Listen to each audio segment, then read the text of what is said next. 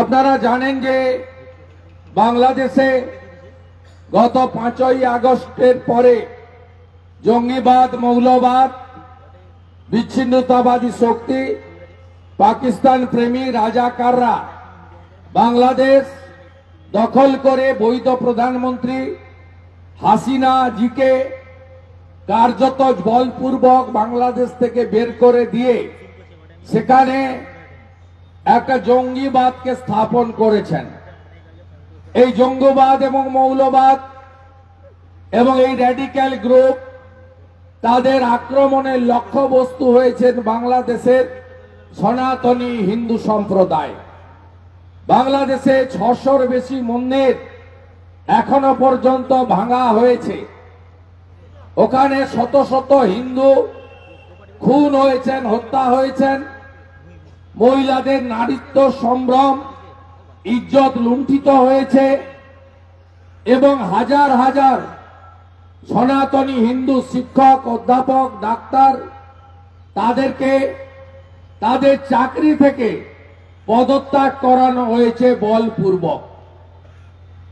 এইরকম একটা অসহনীয় অবস্থায় বাংলাদেশে প্রায় 2 কোটি যে হিন্দু সনাতনী আছেন, বুদ্ধিস্টরা আছেন, তারা সেখানে আক্রান্ত। এবং এর বাইরে বাংলাদেশের চট্টগ্রাম পার্বত্য এলাকায় যে জনজাতি মূলবাসীরা আছেন, চাকমা, মারমা, ত্রিপুরা, তারাও আক্রান্ত হচ্ছেন এবং তাদের 4 জনকে সামরিক বাহিনী গুলি করে হত্যা করেছে।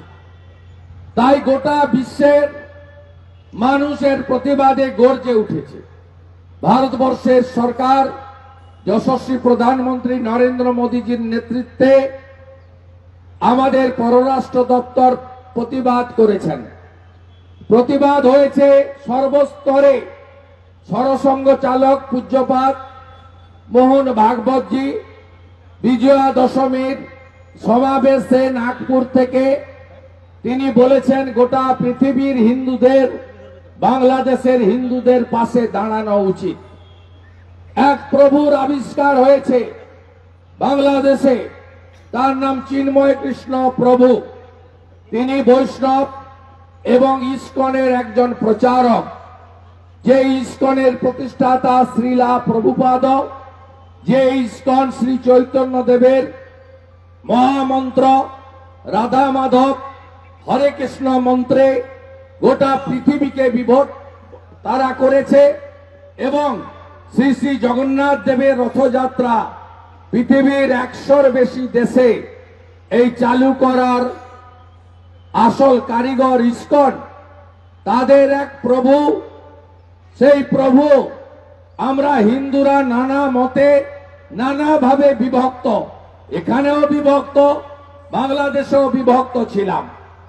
কেউ ব্রাহ্মণ, কেউ ক্ষত্রিয়, কেউ বৈশ্য, কেউ শূদ্র, কেউ তফসিলি জাতি, কেউ অন্য কিছু, নানাভাবে তিলি তেলি, কুম্ভকার, স্বর্ণকার, মালাকার, কত ভাবে আমরা বিভক্ত হিন্দুরা।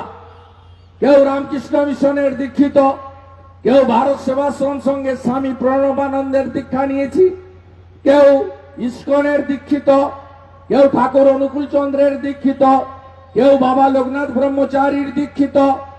নানাভাবে আমরা বিভক্ত। আপনারা জানেন রাজনৈতিক ভাবেও এখানে যেমন এখনো কিছু জালি হিন্দু তৃণমূলের সঙ্গে আছে, ওখানেও তেমনি কিছু জালি হিন্দু বিএনপির সঙ্গে আছে। আবার কেউ কেউ সেকুলারিজমের নামে তারা জামাত শিবিরের সঙ্গেও আছে। এই প্রভু চিন্ময় প্রভু গোটা বাংলাদেশ ঘুরে ঘুরে সমস্ত হিন্দুদেরকে এক সূত্রে বাঁধছিলেন।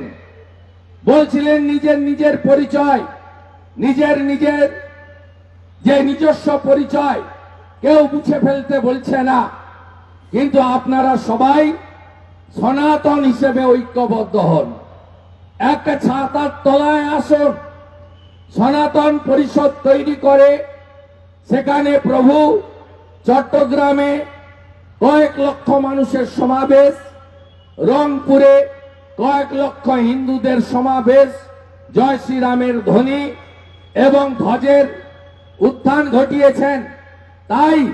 তাই সেখানে মৌলবাদীদের সরকার, মোল্লা ইউনুসের যে সরকার, জামাত এবং মৌলবাদের সরকার, জঙ্গিবাদের সরকার, সেই সরকার তাকে গ্রেপ্তার করেছে, অন্যায়ভাবে মাসাধিক কাল জেলে আছেন। তার গ্রেপ্তারের পরে আপনারা আমাদের আন্দোলন দেখেছেন।